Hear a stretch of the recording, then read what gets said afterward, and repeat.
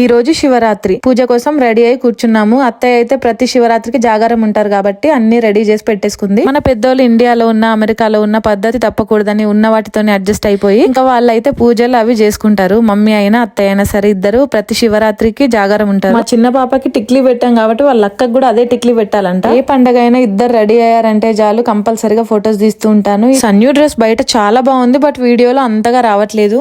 Last time వచ్చినప్పుడు ఆ దీపాలు ఆ సైజ్ లో మాకు దొరకలేదన్నమాట. ఇక్కడ మట్టివి, అందుకని ఈసారి ఇండియా నుండే తెచ్చేసుకుంది. అయితే మట్టి అయితే మనకి ఫ్లైట్ లో పగిలిపోతాయి కదా, అందుకని ఇత్తడి తీసుకొచ్చింది. చాలా మంది చిన్న చిన్న విషయాలనే చాలా సెంటిమెంట్ గా తీసుకుంటూ ఉంటారు. అలానే కొబ్బరికాయ గురించి కూడా చాలా మంది సెంటిమెంట్ గా ఫీల్ అవుతూ ఉంటారు. నేను అనుకోను, బట్ నాకు ఈ రోజు మాత్రం కొబ్బరికాయ కొట్టినప్పుడు ఫుల్ ఫ్లవర్ వచ్చింది అనమాట. పువ్వు వస్తే చాలా మంచిది అని అంటారు కదా, మనకి వచ్చినప్పుడు మాత్రం అది డెఫినెట్ గా నమ్మాలి. అంటే నేను ఎప్పుడు కూడా అది లోపలిది పువ్వు తిని టేస్ట్ చేసి చూడలేదు. నాకు మామూలుగా పచ్చి కొబ్బరికాయ అంటే చాలా ఇష్టము, కానీ ఈసారి పువ్వు కూడా టేస్ట్ చేసా, సూపర్ ఉంది.